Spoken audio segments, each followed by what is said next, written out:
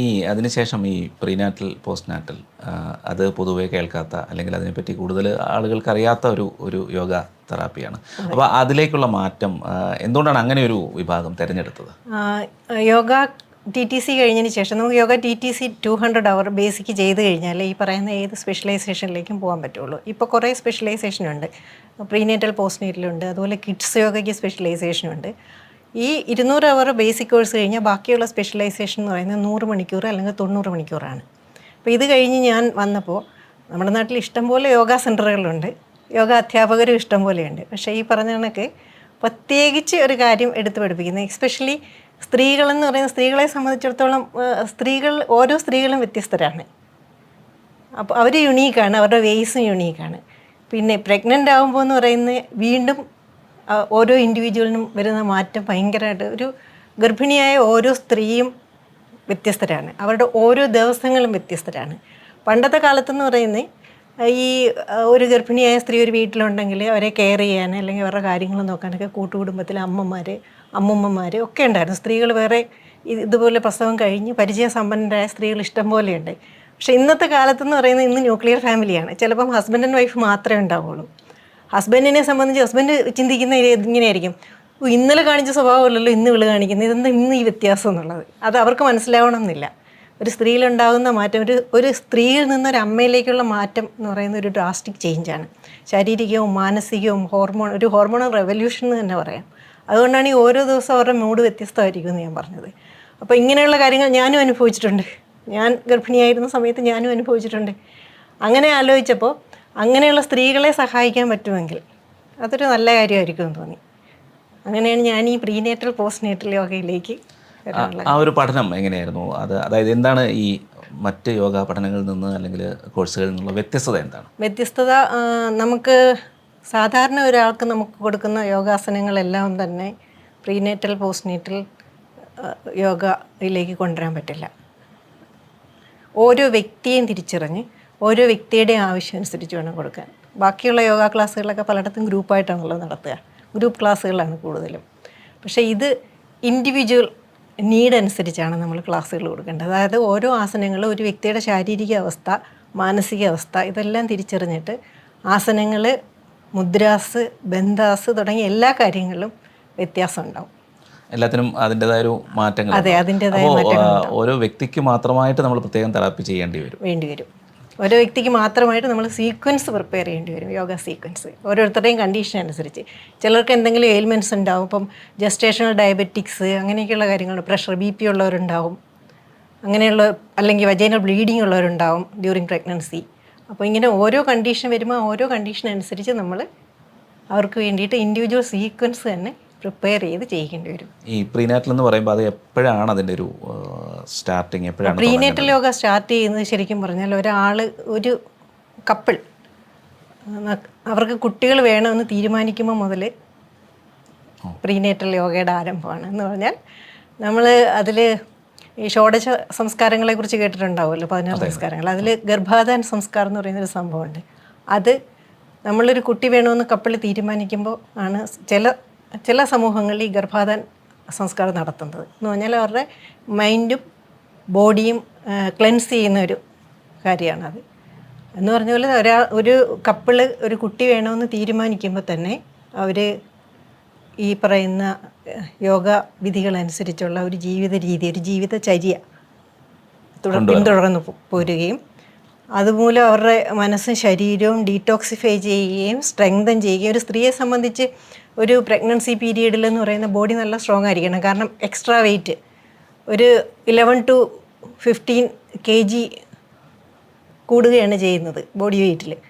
അപ്പോൾ ആ സമയത്ത് ഇത് താങ്ങാനുള്ള ഒരു ശേഷി നമ്മുടെ ബാക്കിനും അതുപോലെ തന്നെ നമ്മുടെ സ്പൈനിനും ഉണ്ടാവണം. പിന്നെ നമ്മുടെ നോർമൽ പോസ്റ്ററിൻ്റെ ഒരു സെൻറ്റർ ഓഫ് ഗ്രാവിറ്റി വ്യത്യാസം വരും വയറ് മുമ്പിലേക്ക് വരുന്ന സമയത്ത്. അപ്പം ഇതിനെയൊക്കെയുള്ള ഒരു സ്ട്രെങ്ത് ബോഡിക്ക് ഉണ്ടാവണം. പിന്നെ ഈ ഹോർമോണൽ ഇംബാലൻസസ് ഉണ്ടാവുമെന്നും അതുപോലെ ഇന്ന പ്രശ്നങ്ങൾ ഉണ്ടാകുമെന്നും ഇവർ രണ്ടുപേരും മനസ്സിലാക്കിയിരിക്കണം.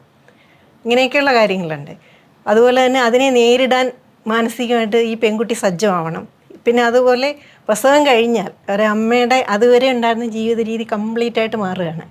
ഒരു കുഞ്ഞ് ജീവിതത്തിലേക്ക് വന്നു കഴിയുമ്പോൾ ഉറക്കം നഷ്ടപ്പെടാം, പിന്നെ ഓരോ 2 മണിക്കൂർ കഴിയുമ്പോഴേ കുഞ്ഞിനെ ഫീഡ് ചെയ്യാൻ എഴുന്നേൽക്കണം. പേഴ്സണൽ കാര്യങ്ങളൊക്കെ ചിലപ്പോൾ സമയം കിട്ടിയെന്ന് വരില്ല. കുഞ്ഞിനെ നോക്കാൻ വേറൊരാൾ അതുപോലെ വീട്ടിലില്ലെങ്കിൽ ഈ 24/7 ഈ അമ്മ അല്ലെങ്കിൽ അച്ഛൻ രണ്ടുപേരും കൂടെ ചേർന്നിട്ടായാലും ഈ കുഞ്ഞിൻ്റെ കാര്യത്തിൽ അത്രയ്ക്ക് ശ്രദ്ധ ചെലുത്തേണ്ട ഒരു അവസ്ഥ വരും. അപ്പോൾ ഇതിനൊക്കെ ഒരു മാനസികമായിട്ട് ശാരീരികമായിട്ടും തയ്യാറെടുക്കണം. പിന്നെയുള്ള കാര്യം എന്ന് പറയുന്നത് നമ്മൾ ഇപ്പം ഒരു പുതിയൊരു സോളിനെയും ഭൂമിയിലേക്ക് കൊണ്ടുവരികയാണ്. അപ്പോൾ നമ്മളെപ്പോഴും ആഗ്രഹിക്കുന്ന ഒരു നമ്മുടെ എനർജി വൈബുമായി ചേർന്ന് പോകുന്ന ഒരു സോൾ, അല്ലെങ്കിൽ ഒരു സാത്വിക് സോൾ ഭൂമിയിലേക്ക് കൊണ്ടുവരണമെന്നായിരിക്കുമല്ലോ നമ്മുടെ ആഗ്രഹം. അപ്പോൾ അങ്ങനെ ഒരു സോളിനെ നമ്മൾ ഇൻവൈറ്റ് ചെയ്യണമെങ്കിൽ നമ്മൾ ശാരീരികമായിട്ടും മാനസികമായിട്ടും അതേ സ്റ്റേറ്റിലായിരിക്കണം. എങ്കിൽ മാത്രമേ നമുക്ക് അങ്ങനെ ഒരു സോളിനെ ഇൻവൈറ്റ് ചെയ്യാൻ പറ്റുള്ളൂ. അപ്പോൾ അതുകൊണ്ടാണ് ഈ പ്രീനേറ്റൽ യോഗ ഒരു 6 മാസമെങ്കിലും മുമ്പേ ആരംഭിക്കണം എന്ന് പറയുന്നത്. അതിനുള്ള ആസനങ്ങളൊക്കെ വ്യത്യസ്തമായിരിക്കും. എങ്ങനെയാണ്, അല്ലെങ്കിൽ നമ്മളിപ്പോൾ ചെയ്യുന്ന ആസനങ്ങൾ അത് തന്നെ വേറൊരു രീതിയിൽ ഉപയോഗിക്കുകയാണോ അതോ? പ്രീനേറ്റലിലെന്ന് ഈ പറഞ്ഞ ഗർഭധാരണത്തിന് മുമ്പുള്ള യോഗ, നമ്മൾ ഒരു കുട്ടി വേണമെന്ന് തീരുമാനിക്കുമ്പോൾ ഉള്ള യോഗ എന്ന് പറയുന്നത് നോർമൽ ഒരാൾക്ക് കൊടുക്കുന്ന യോഗ പോസ്റ്റേഴ്സ് തന്നെ കൊടുക്കാം. ഈ പറഞ്ഞ കുറച്ചുകൂടെ ബാക്കും പെൽവിക് ഫ്ലോറും ഒക്കെ സ്ട്രെങ്തൻ ചെയ്യുന്ന രീതിയിലുള്ള ആസനാസിൽ കുറച്ചുകൂടെ ഫോക്കസ് ചെയ്താൽ നന്നായിരിക്കും. പിന്നെ കുറച്ച് മന്ത്ര ചാൻറ്റിങ്, കുറച്ച് അതുപോലെയുള്ള നല്ല പുസ്തകങ്ങൾ വായിക്കുക, കുറച്ച് ഗുണപാഠ കഥകൾ ഒക്കെ വായിക്കുക, നല്ല സിനിമകൾ കാണുക, നല്ല പാട്ടുകൾ കേൾക്കുക. ഈ 9 മാസത്തേക്കുള്ള ഈ പ്രസവ പീരീഡ് പ്രഗ്നൻസി പീരീഡ് എന്ന് പറയുന്നത് ഈ 9 മാസത്തിനെ നമ്മൾ 3 ട്രൈമസ്റ്ററായിട്ട് തിരിക്കും. First trimester, second trimester, third trimester. ഈ 3 ട്രൈമസ്റ്ററിൽ നമ്മൾ കൊടുക്കുന്ന സീക്വൻസസ് വ്യത്യാസമായിരിക്കും. 3 ട്രൈമസ്റ്ററിലെയും സീക്വൻസ് വ്യത്യാസമായിരിക്കും എന്ന് മാത്രമല്ല 3 സമയത്തും ആളുകൾക്കനുസരിച്ചും വ്യത്യാസപ്പെടും. വ്യക്തിക്കനുസരിച്ച് മാറ്റം വരും. കാരണം ആദ്യത്തെ 4 മാസം ഈ ഈ ഗർഭം ഒരു ഉറയ്ക്കുന്ന അവസ്ഥയിലേക്ക് എത്തുന്ന സമയമാണ്. അപ്പം നമ്മൾ ഒരുപാട് ശാരീരിക വ്യായാമങ്ങളും ചെയ്യാൻ പാടില്ല, ബന്ധാസും ഒന്നും അവർക്ക് കൊടുക്കില്ല. അത് കഴിഞ്ഞ് സെക്കൻഡ് ട്രൈമസ്റ്ററിൽ, തേർഡ് ട്രൈമസ്റ്റർ വരുമ്പോഴത്തേക്ക് ഓൾമോസ്റ്റ് അവർക്ക് അവരുടെ ശരീരം കൊണ്ട് വഴങ്ങുന്ന എല്ലാ ആസനങ്ങളും ചെയ്യാൻ പറ്റുന്നൊരവസ്ഥയിൽ. അപ്പോൾ ഈ പ്രീനാറ്റലിൻ്റെ കാര്യം നമ്മൾ പറഞ്ഞു, പക്ഷേ അതുപോലെ തന്നെ പോസ്റ്റ് നാറ്റൽ എന്ന് പറയുമ്പോൾ പലപ്പോഴും നമ്മളൊക്കെ വായിച്ചിട്ടുള്ളത് ഈ പോസ്റ്റ്മോർട്ടം പ്രശ്നങ്ങൾ, അങ്ങനെയുള്ള ബുദ്ധിമുട്ടുകളൊക്കെ നേരത്തെ ഒന്നും നമ്മളിത് കേട്ടിട്ടില്ല. ഉണ്ടായിരിക്കാം, പക്ഷേ അതിനെപ്പറ്റി ചർച്ചകളൊന്നും ഉണ്ടായിരുന്നില്ല, അല്ലെങ്കിൽ വാർത്തകളുണ്ടായിരുന്നില്ല. പക്ഷേ ഇപ്പോൾ വാർത്തകളുണ്ട്. ഇപ്പോൾ കുട്ടിയെ കൊന്ന വാർത്തകൾ ഉൾപ്പെടെ ഉണ്ടായിരുന്നു. അപ്പോൾ അതിനെയൊക്കെ എങ്ങനെയാണ് ഇതുകൊണ്ട് നമുക്ക് നേരിടാൻ കഴിയുക? അതെ, പോസ്റ്റ്നേറ്റൽ ഡിപ്രഷനെ കുറിച്ച് നമ്മൾ പറയുമ്പോൾ നമ്മൾ 2021 ദിവ്യ ജോണി എന്ന് പറയുന്ന ഒരു കുട്ടിയുടെ കേസ് പത്രങ്ങളിലും എല്ലാം വന്നതാണ്. ഒരു 3.5 മാസം പ്രായമുള്ള കുട്ടിയെ അമ്മ അത് കൊന്നു എന്ന് പറഞ്ഞിട്ട് വന്ന വാർത്തകൾ. അന്ന് ആ കുട്ടി അതിനുശേഷം പത്രങ്ങളോടും മാധ്യമങ്ങളോടും ഒക്കെ പറഞ്ഞിട്ടുണ്ട്, പ്രസവം കഴിഞ്ഞ് വരുന്ന സമയത്ത് നിനക്ക് നല്ല മാനസിക സംഘർഷം അനുഭവിച്ചിരുന്നു എന്നും ഉറങ്ങാൻ കഴിഞ്ഞിരുന്നില്ല എന്നും. അപ്പം അമ്മ മരിച്ചുപോയ കുട്ടിയാണ്. അപ്പം അങ്ങനെ നോക്കാൻ ഒരാളില്ല. അമ്മായിയമ്മയ്ക്കായാലും വീട്ടിലെ കാര്യങ്ങളും ഈ കുട്ടിയുടെ കാര്യങ്ങളും പൊടിക്കുഞ്ഞിൻ്റെ കാര്യങ്ങളും എല്ലാം കൂടെ നോക്കാനുള്ള ഒരു സാഹചര്യം ഇല്ലാത്തതുകൊണ്ട് പല പ്രാവശ്യവും ഈ കുഞ്ഞിനെ വേറെ ആരെങ്കിലും നോക്കാൻ ആവശ്യപ്പെട്ടിട്ടും അതിനൊരാളില്ലാത്ത അവസ്ഥ വന്നിട്ടുണ്ട്. സൈക്കോളജിസ്റ്റിൻ്റെ അടുത്ത് പോയിട്ടുണ്ട് എന്നൊക്കെ കൊച്ച് പിന്നീട് മാധ്യമങ്ങളോടും പോലീസിനോടും ഒക്കെ പറഞ്ഞിട്ടുള്ളതാണ്. പിന്നീട് ആ കുട്ടി ആത്മഹത്യ ചെയ്യുകയും ചെയ്തു. അപ്പം പോസ്റ്റ്മോർട്ടം എന്ന് പറയുന്നത് ഒരു വലിയ ഘടകം തന്നെയാണ്. ഈ അടുത്തിടെ നടന്ന ഒരു പഠനത്തിൽ കേരളത്തിലൊരു 28% സ്ത്രീകൾ പോസ്റ്റ്മോർട്ടം ഡിപ്രഷൻ അനുഭവിക്കുന്നുണ്ട് എന്നാണ് കണ്ടത്.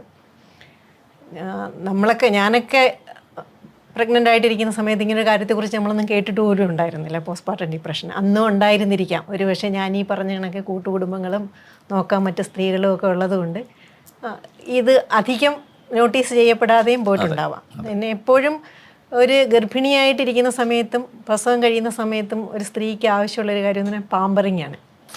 അവരെ സ്നേഹിക്കുക, ശുശ്രൂഷിക്കുക, അവർക്ക് ചുറ്റും കുറച്ച് പേരുണ്ടാവുക, അവരോടൊപ്പം സംസാരിക്കാൻ. എന്ന് വെച്ചാൽ ഇവർ ഈ പ്രസവം കഴിയുന്ന സമയത്ത് ഇവർക്കൊരു സൊസൈറ്റിയിൽ നിന്ന് ഇവർ വിട്ടുപോയി എന്നുള്ളൊരു തോന്നലുണ്ടാകും. അന്ന് വരെ ഉണ്ടായിരുന്ന ഒരു സോഷ്യൽ ലൈഫിൽ നിന്ന് ചിലപ്പോൾ കൂട്ടുകാരിൽ നിന്ന്, സഹപ്രവർത്തകരിൽ നിന്നൊക്കെ ഇങ്ങനെ ഒറ്റപ്പെട്ടു പോകുന്നൊരവസ്ഥ. കാരണം കൂടുതലും ഈ കുഞ്ഞിൻ്റെ കാര്യങ്ങളിലേക്ക് ഉള്ള ശ്രദ്ധയിലേക്ക് വരുമ്പോൾ മറ്റ് സോഷ്യൽ ആക്ടിവിറ്റീസിൽ നിന്ന് ഇവരൊന്ന് പുറന്തള്ളപ്പെടുകയോ അല്ലെങ്കിൽ മാറ്റി നിർത്തപ്പെടുകയോ അല്ലെങ്കിൽ സ്വയം പിൻവലിയുകയോ ഒക്കെ ചെയ്യുന്നൊരവസ്ഥ വരും.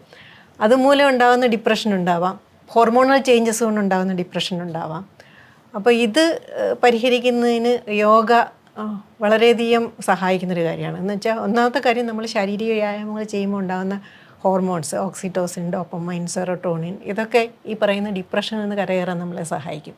കോർട്ടിസോണിൻ്റെ അളവ് കുറയ്ക്കും. പിന്നെ നമ്മുടെ വൈറ്റൽ എനർജി, സട്ടിൽ എനർജിയെ കൂട്ടും. അപ്പോൾ ഇതിൽ നിന്നൊക്കെ ഈ പോസ്റ്റ്പാർട്ടം ഡിപ്രഷൻ മൂലം ഉണ്ടാകുന്ന ഒരു ഡൾനെസ്, ടയേർഡ്നെസ്, മാനസികമായിട്ടുള്ള കുറേ സംഘർഷങ്ങൾ ഇതൊക്കെ ഒഴിവാക്കുന്നതിന് ഈ പറയുന്ന പോസ്റ്റ്നേറ്റൽ യോഗ സഹായിക്കും. അത് പ്രസവം കഴിഞ്ഞൊരു 6 മാസം അല്ലെങ്കിൽ 1 വർഷം വരെ ഇതേ രീതിയിൽ തുറന്നു പോകാവുന്നതാണ്. നോർമൽ പ്രസവമാണെങ്കിൽ 45 ദിവസത്തിന് ശേഷം നമുക്ക് യോഗ സെഷൻസ് തുടങ്ങാം. ഇനി സി സെക്ഷൻ ആണെങ്കിൽ ഒരു 8 ആഴ്ചയ്ക്ക് ശേഷം യോഗ ആരംഭിക്കാം. ഈ എന്തായാലും ഇങ്ങനെയൊരു തെറാപ്പി അല്ലെങ്കിൽ ഇങ്ങനെയൊരു യോഗ വിഭാഗം, അപ്പോൾ ഇതിൻ്റെ ഒരു പ്രവർത്തനങ്ങളിൽ എത്രത്തോളം പോസിറ്റീവായിട്ട് ആളുകൾ പ്രതികരിച്ചിട്ടുണ്ട്? എത്ര പേര് ഇതുകൊണ്ടുള്ള ഗുണങ്ങളെക്കുറിച്ച് പറഞ്ഞിട്ടുണ്ട്? അങ്ങനെ എന്തൊക്കെ? കേരളത്തിൽ ഞാൻ സത്യം പറഞ്ഞാൽ അധികം ഇങ്ങനൊരു പ്രീനേറ്റൽ പോസ്റ്റ്നേറ്റൽ യോഗ സെഷനെ കുറിച്ച് കേട്ടിട്ടില്ല എന്നുള്ളതാണ്.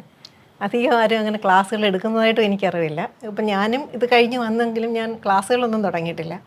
പക്ഷേ ഞാൻ പഠിക്കാൻ പോയ സമയത്ത് ശ്രീ യോഗ സെൻറ്ററിൽ നിന്നാണ് ഞാൻ പഠിച്ചത്, ബാംഗ്ലൂർ ആശ്രമത്തിൽ നിന്ന്.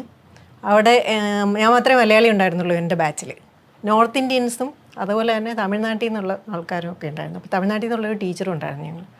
അവിടെയൊക്കെ ഇതിനെ കുറച്ചുകൂടെ കാര്യമായിട്ടാണ് ആളുകൾ സമീപിക്കുന്നത്. കൂടുതൽ പേര് ക്ലാസ്സുകൾ അറ്റൻഡ് ചെയ്യുന്നുണ്ട്. ഒരുപാട് പേര് ഇതിൻ്റെ പ്രയോജനം ഉൾക്കൊണ്ടുകൊണ്ട് സുഗമമായ ഒരു പ്രഗ്നൻസി പീരിയഡിലൂടെയും ഒരു പ്രസവ പ്രക്രിയയിലൂടെയും ഒരു പോസ്റ്റ് പ്രഗ്നൻറ്റ് പീരിയഡിലൂടെയൊക്കെ കടന്നു പോകുന്നുണ്ട്. പിന്നെ അതുപോലെ തന്നെ ഈ പറയുന്ന കൺസീവ് ചെയ്യാൻ ആഗ്രഹിക്കുന്ന കപ്പിൾസിലെ പെൺകുട്ടികളുണ്ടല്ലോ, അവർ വന്ന് ഈ യോഗ ക്ലാസ് അറ്റൻഡ് ചെയ്യുന്നുണ്ട്. അവർക്ക് നാളെ ഒരാളെ പഠിപ്പിക്കണം എന്നുള്ളത് കൊണ്ടല്ല, പക്ഷേ എനിക്കറിഞ്ഞിരിക്കണം ഞാൻ എന്തൊക്കെയാണ് ഈ സമയത്ത് ചെയ്യേണ്ടത്, എങ്ങനെയൊക്കെയാണ് എൻ്റെ മാനസിക വ്യാപാരങ്ങൾ പോകേണ്ടത്, എൻ്റെ ശാരീരിക വ്യായാമങ്ങൾ പോകേണ്ടത് എന്നുള്ള രീതിയിൽ അങ്ങനെ വരുന്ന പെൺകുട്ടികളും ഉണ്ട് ക്ലാസ്സിൽ.